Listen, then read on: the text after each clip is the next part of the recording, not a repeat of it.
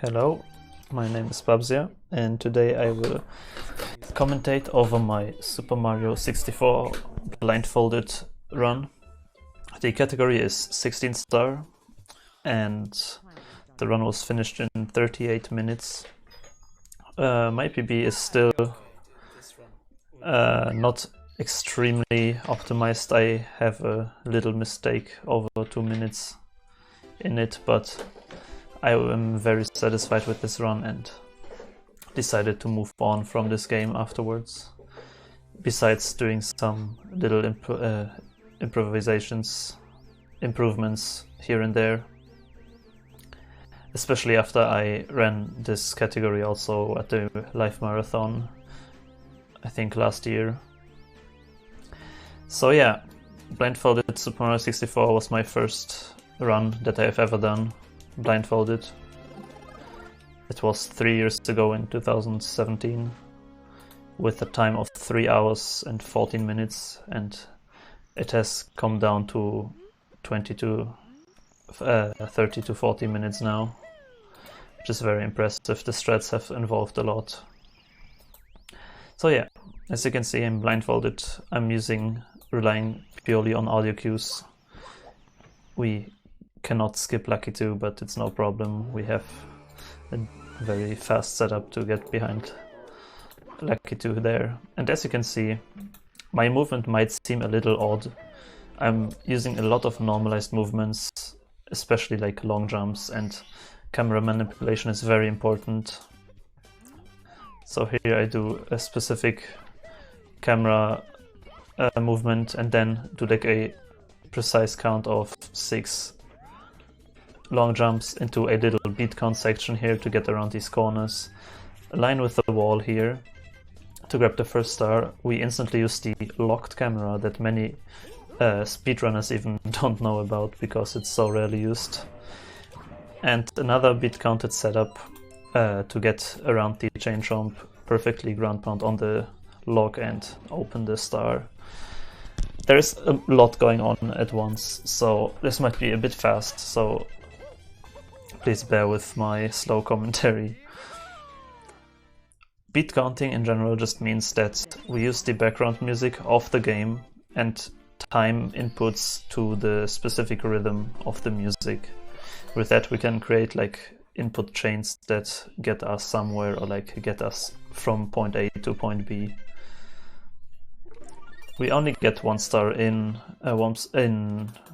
BOB and then go to Womp's Fortress, where we get a lot of stars. The route of this 16 star category is a bit different than a visual one, but you will see it's mostly the same still. The first star we are getting is into the Wild Blue, I think it's called. I think the easiest star in the game. We just run into this corner here, punch and do a wall kick, like a little setup, and we have the star. Very fast, very easy, very nice. Second star we are getting is the boss fight in this stage, the King Thwomp, I think it's called.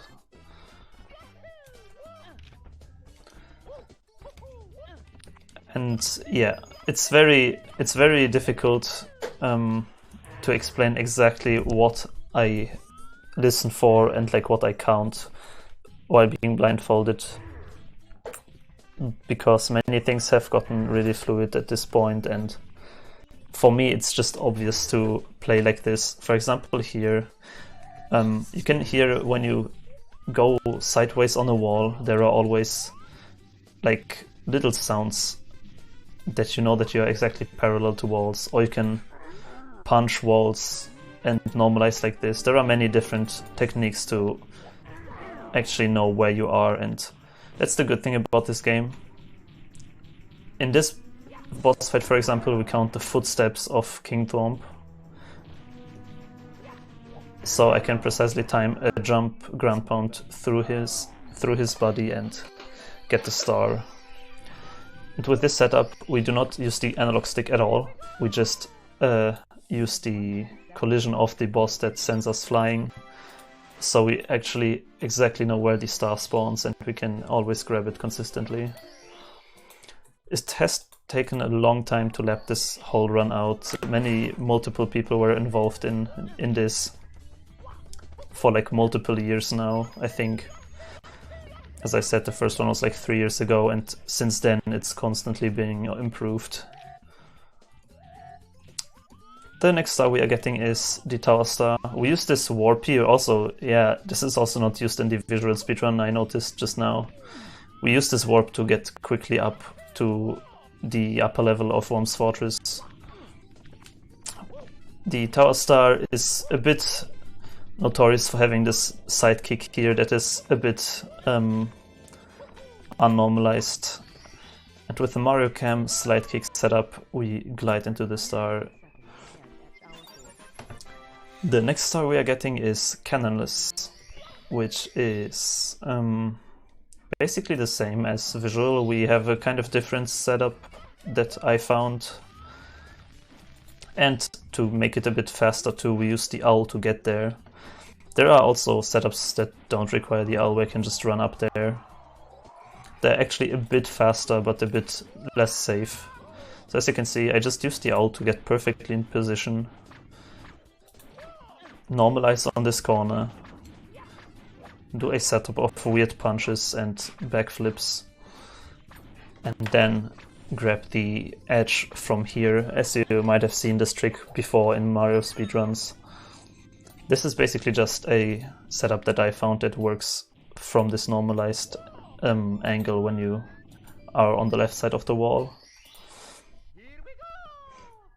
And that's the Cannonless Star. Next up is another rather interesting star. Is in visual speedruns it's referred to as like owlless, because people skip the owl and just do a like precise triple jump into the cage that flies above the stage.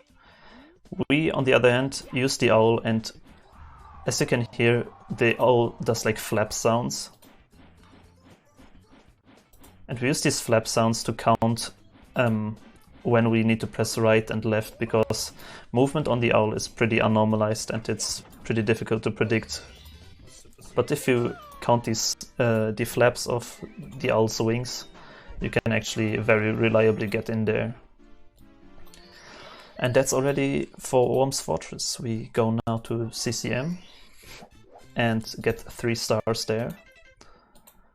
As you can see, we have 6 stars in like 7 minutes already. It's the crazy thing with this run.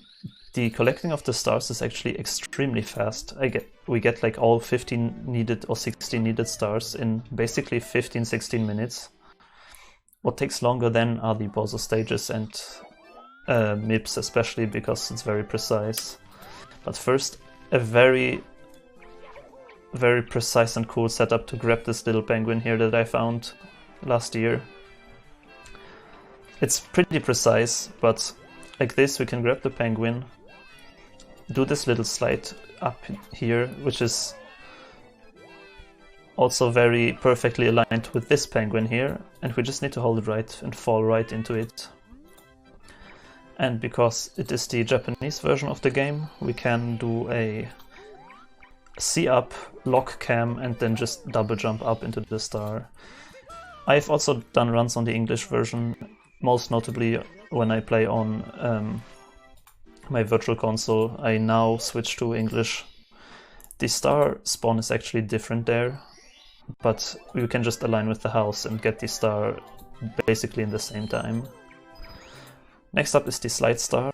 Here we use a big beat count again and pause buffer some inputs.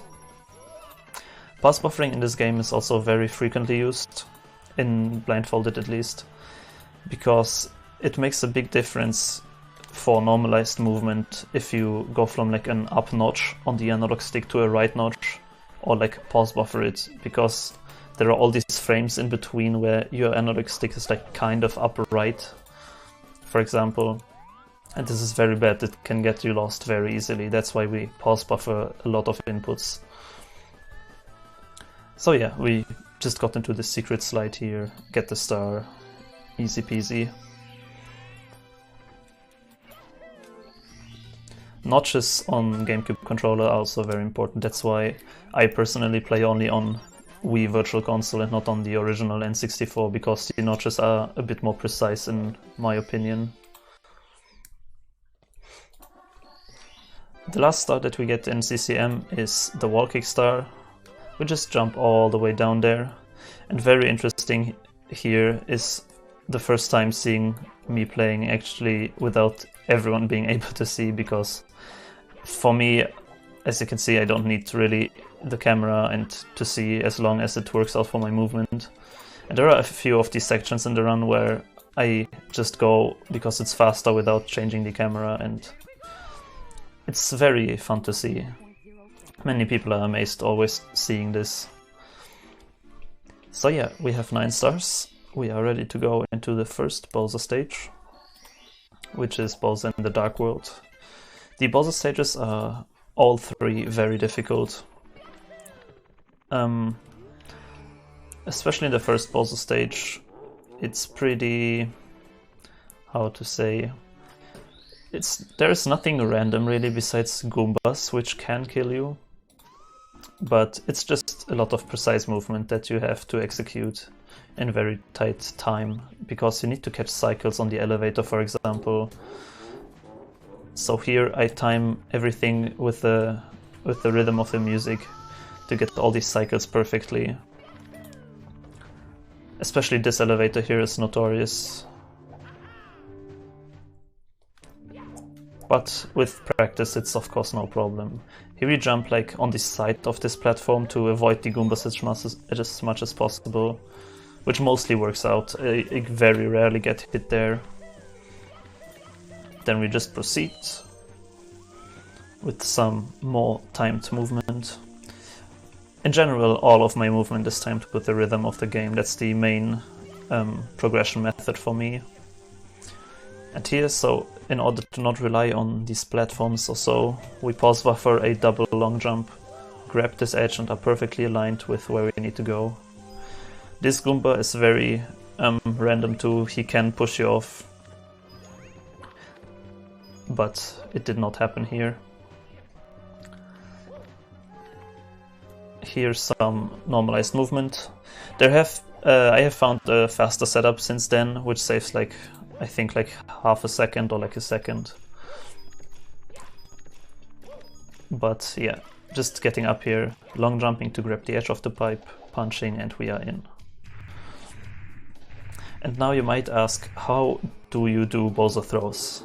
And the simple question is, we cheese the fight completely. First we time a specific position here, wait for 3 steps, use the punch glitch to grab him from the other side, and now we just like gently drag him over to the bomb, moving tiny bit left always. And like this we can still get a pretty fast fight with 100% consistency, which is very good, especially for marathon runs, because Bowser throws are very not doable blindfolded. The problem is on Bowser 3 there is one Bowser throw that you need to hit, but we will come to that later. It's also very important to always know which camera mode you are in. Since we use a lot of locked camera, we need to like precisely keep in mind if we have Mario Cam on or locked camera. Because for example here we needed Mario Cam, in the last few stars we needed like locked cam, for example. So you always need to keep in mind what you have right now. Now we have done the first Bowser, so we can enter the basement, in which we do 2 stages. Mostly we get all of the remaining stars in Hazy Maze Cave, HMC, and 1 star in Lethal Otherland. But we used to get all these stars in HMC, but I changed this up because we timed like every single star with castle movement and everything, and it turned out that the Lethal Otherland star is actually faster to get than one of these stars in HMC. So that's pretty the cool thing of this game. There are lots of different routes, and especially like for visual speedrunners it might also be interesting to see like all these new weird setups and new movements. The first star that we are getting is the amazing exit star, for which we use the locked camera again. First we see up, look all the way to the right, lock the camera to get like a very specific angle, get into this corner. Usually the scuttlebug will come and you can kill it within 2 or 3 ground pounds, as you can see here. Then a normalized setup to get into position, and a very quick wall kick, double jump. Perfect, and we can grab the star with a few punches. The good thing about this star is that basically for all the stars in this game it's very good, because there are a lot of backups that you can do. Like I have backups for every single star basically. It's basically impossible to mess up, and even if you mess up completely you can always just like die or like reset the stage and re-enter and you can try again. The next star is called Christmas Miracle, or like the metal cap Mario thing, and we actually do a triple jump out of bounds directly onto the switch. I unfortunately missed it here, but if I beat counted correctly I can hit the switch and get like the very fast entrance. And as you can see, this is one of the backups I was talking about. For example, if you miss the switch you can just align with the sign here, talk to it, do a normalized setup with backflips, some camera manipulation, and then we are good again. The thing is, with this triple jump wall kick out of bounds for this star, it's pretty precise, and wall kicks and triple jumps especially are very difficult to pull off blindfolded, because you need to have like a very specific rhythm and know exactly on which frames you have to press A, which mostly depends on muscle memory after all. Sometimes you can beat count it, but it's so precise that you rather need to feel it out. The next star that we are getting is the Nessie star, where I will use another out of bounds actually. It's a very known beginner strat in the 16 star category in visual speedruns too, but I have found another setup to make it consistent for blindfolded. As you can see, with like a jump, camera manipulation, and then would perfectly dive into the star.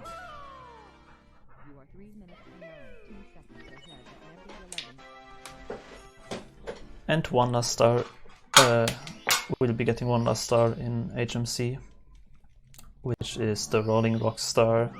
Probably the easiest star in the entire run, because you just need to long jump over this gap here and then go up.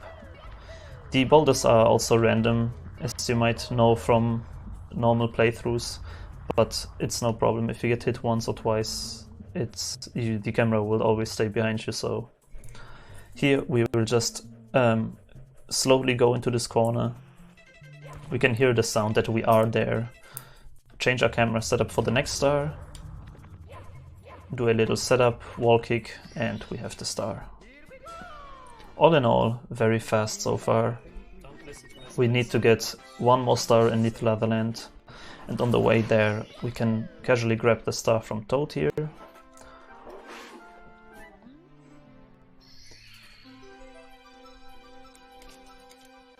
Just like this. As you can see, it's a very fast-paced run, there's a lot of going on. But there are definitely also downtimes where it's a bit less calm. For example, here in Castle Movement, there would be perfect time for a few donations, for example.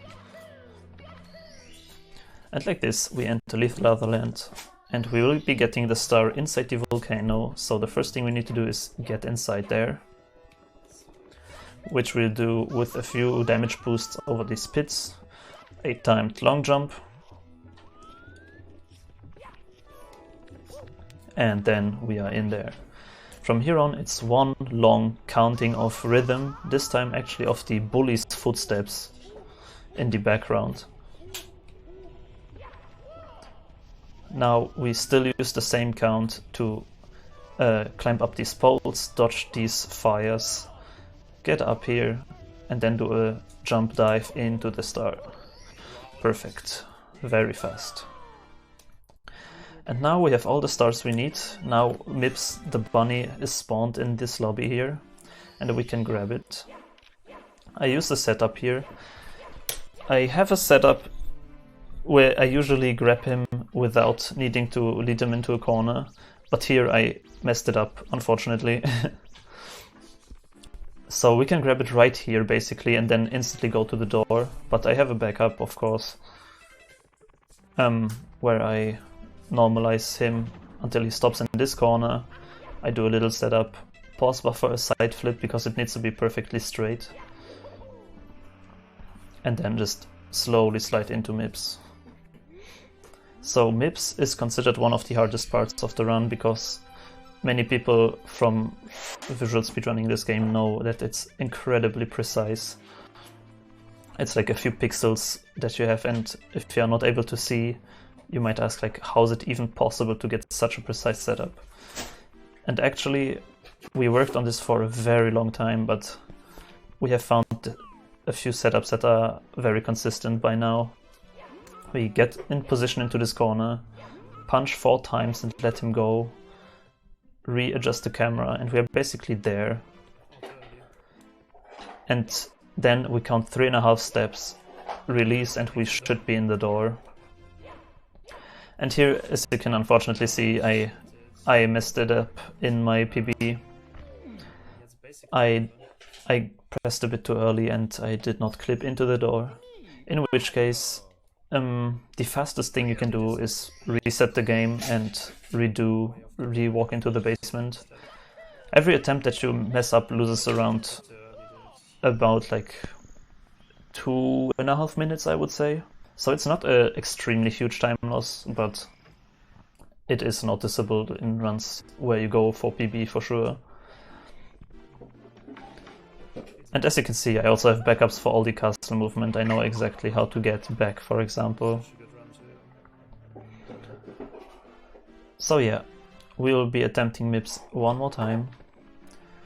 The problem is we do not come from Lethal Otherland this time, so I think in my PB I lure him into another corner where I also have a setup for. We will see in 1 second here. Yes, so very precise, very normalized movement here through the castle. Pause buffering some steps. And now we lure him into the opposite corner on this side. This setup here was actually my first MIP setup that I have created on this side, but the other side is faster after we tested it a bit and timed it, because you don't have to walk with MIPs all over the place back to the door.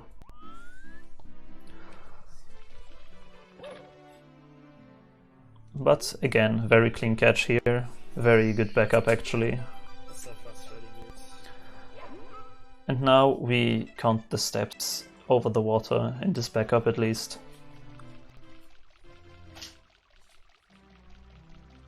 To move perfectly back to the door. And that's the first door you have to clip through. The first door is definitely the more difficult one.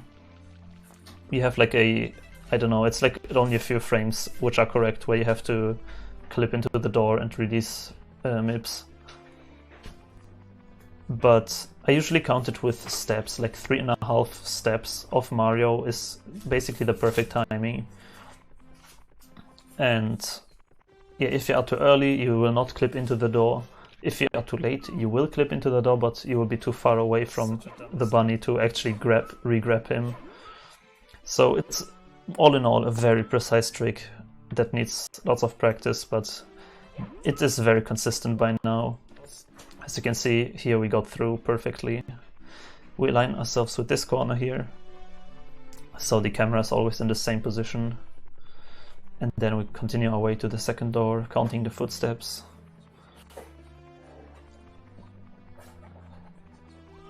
and going into this corner here, normalizing our position, and do another setup with different punches and jumps to align ourselves with the second door. And the second door is actually rather easy because it has not only a few frames, it has like multiple steps that you can do into the door and you will be still in the good position. So after you clip through the first door, it's basically like easy going. You can just continue the run and you're good. But yeah, from this point on, the whole run is very difficult. MIPS is like marking the start of like the end game basically. And from here on, it's difficult stage after difficult stage.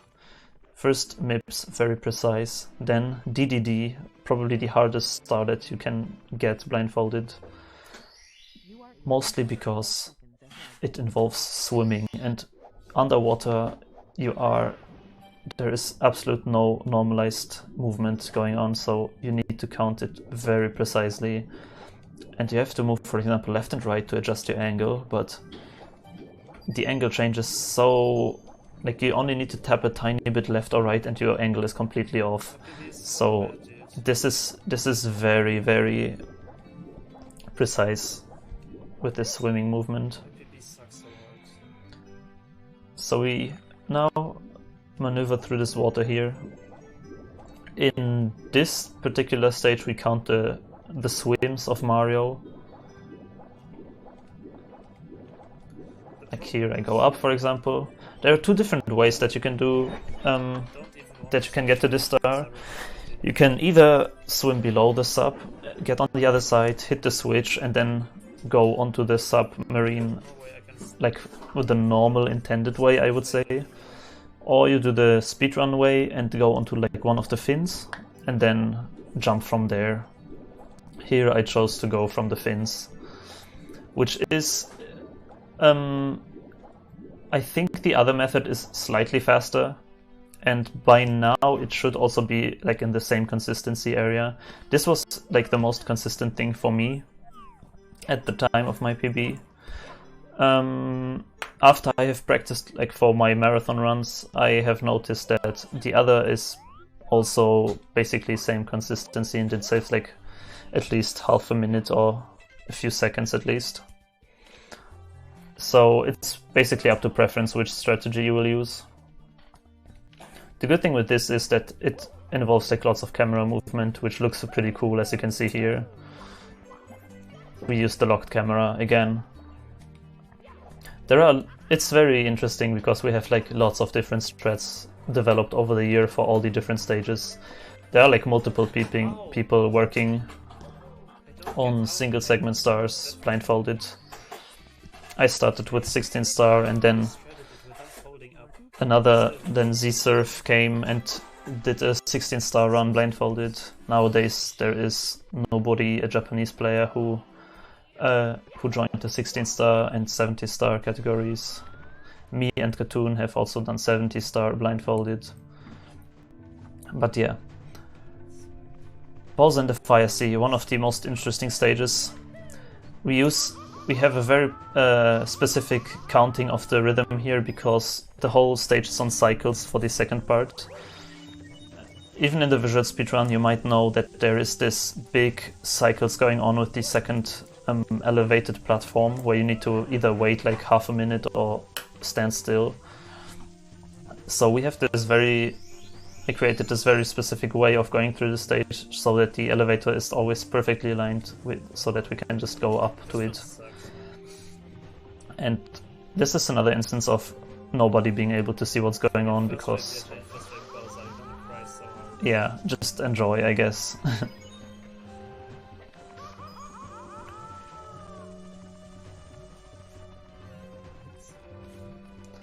And here we are on the perfect cycle.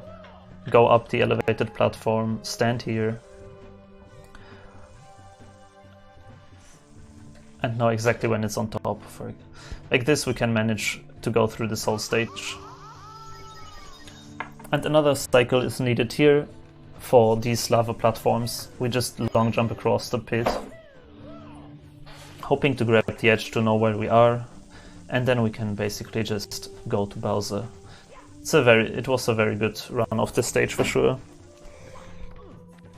The most difficult thing in this stage is definitely catching the cycle, because in the first half you are definitely not allowed to make any mistakes, else the cycle will be off and you will not be able to go on to the second level.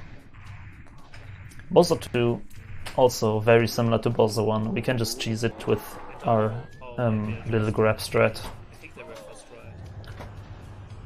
So we just go behind them again, wait for a few steps, do the glitch, and then slowly and gently push him into the bomb.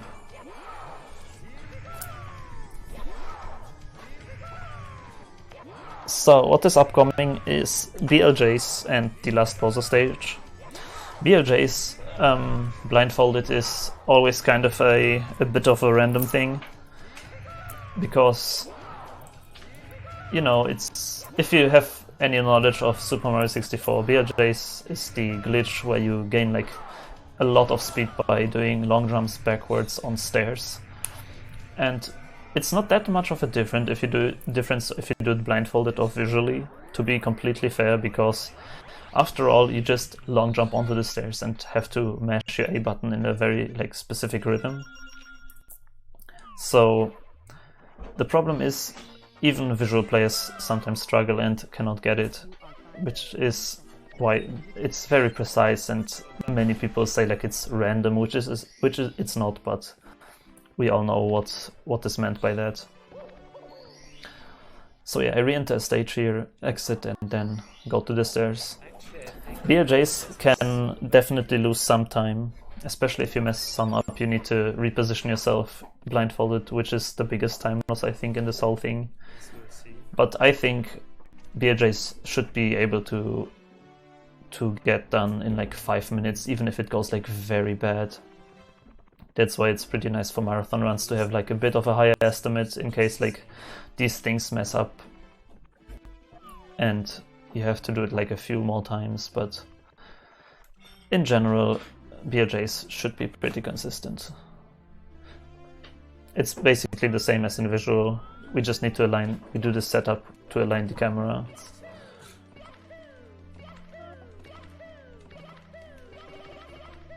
And here I got it first try. I can hear if I'm through the door or not by the clock ticking to my left. So then I just need to align with this wall here and can continue to the second BLJ that we need to do. The second is definitely easier already. The second is easier because you have an infinite staircase, you have like not a limited time to get it, basically. You can just continue mashing until you have the right speed. So after you get through the first one, it's basically, again, easy going. And then the last Bubzia stage is, again, very difficult. The last Bubzia stage, I will already start with it. Here we got the BLJ. But the whole stage is timed by music, because right before the end there is a double elevator platform that we need to catch a cycle on, so our entire movement in this stage is timed. We are not allowed to make big mistakes.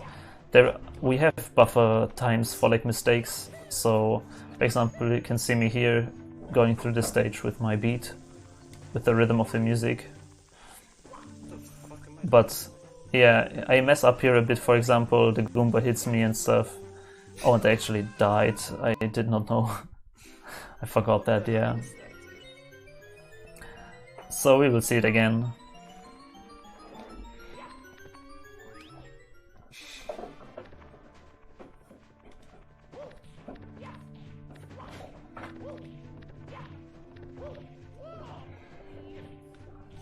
Basically, before each of the platforms that require a cycle, we can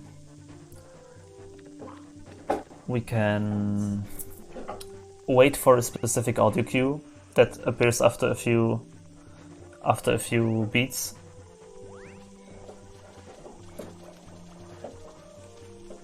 I will say right when we are exactly here, for example. There's the first elevator coming up. And here I waited for the cycle. Even with the mistakes, I still managed to get it. So I know exactly the position of this elevator. I can jump up here and then wait until the elevator is up and backflip. Now the next cycle will be on with like rotating platforms after the famous section here where in visual speedruns you can do a precise triple jump wall kick to skip. But we use actually this moving platform on the bottom to get over all these pits here.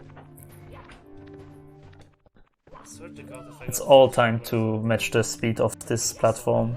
There have been also new strats found lately in which you can skip these rotating platforms here. But we grab the pole perfectly. And with these rotating platforms on the bottom, you also need to be very careful and time it precisely, because if you are like too long on them, you get rotated and you have no idea where you are. And now comes the very, very infamous last elevator, which is one of the biggest challenges to route in Blindfolded. Because as you can see, there are these two elevators here that are on a fixed cycle starting from entering the stage. So what we do is we have a specific audio cue and we wait until this audio cue hits. So we need to always make it to this point in this fast time.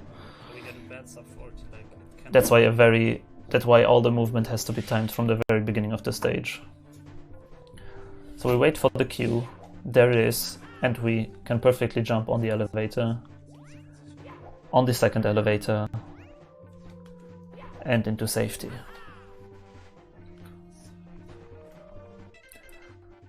And now the last thing we need to do is get to the last Bubzia. These Goombas are very scary, they can push you off and it's very, very dangerous. So yeah, that was the last stage. Now only the last Bubzia. The last Bubzia is also probably the hardest part of the run, unfortunately. And for marathons especially, this needs definitely a bit of estimate time higher. We need to hit him 3 times. The first 2 bombs are completely normalized. And the grab, I have a very good setup for this. As you can see here, first rerun up, pause for a specific position, and Bubzia has very bad RNG because he can either jump like this or he can run towards you, and we need to wait until he runs towards you like this. If he jumps too often, you have to restart the fight. So we just push him into the first bomb, then get into a very specific position here again and wait until he runs. We push him into the second bomb. And now I have to talk about the last throw, because the last throw we cannot push anymore because the stage falls apart, so we have to actually hit a Bubzia throw. And now this is where it gets interesting, because there's actually a few, like 2 frames, I think, so it's basically frame perfect, a frame perfect audio cue that you have. Because when Bubzia spins, he always makes a sound when he is perfectly aligned to the north of the stage.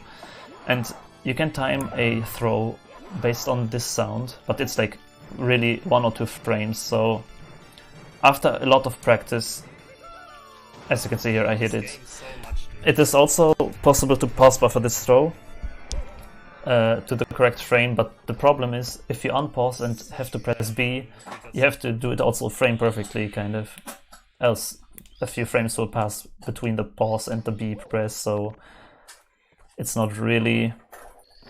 And we grab the star then with a normalized position, all good. So yeah, the last, basically for marathons, what is very, very bad is the last Bubzia throw. The last Bubzia throw is very notorious. If you don't hit the last bomb, you have to die and redo the fight, which every attempt is like 1 minute time loss. So in general, I get the fight at least after like 3-4 tries, it should be definitely over. So like additional 4 minutes or something for the estimate is definitely a good idea in my opinion. MIPS can mess up. For MIPS you need a bit of like time. BLJs are very difficult. All the rest, the stages are very consistent by now. And we have a lot of backups and everything, so yeah, this is a very fast-paced run and a lot is going on, especially with all the weird movement that we do. I hope I could at least give you some insight on what is going on. I definitely think that it would be an amazing showcase of this game. It's probably the most famous speed game out there, and many people have not seen this kind of play style with it yet. So yeah, I really hope to see this at some future marathons, and I hope my commentary was understandable. You got some nice insights and explanations, but for now, I guess that's it from my side. And I wish you a nice day. Thank you for watching.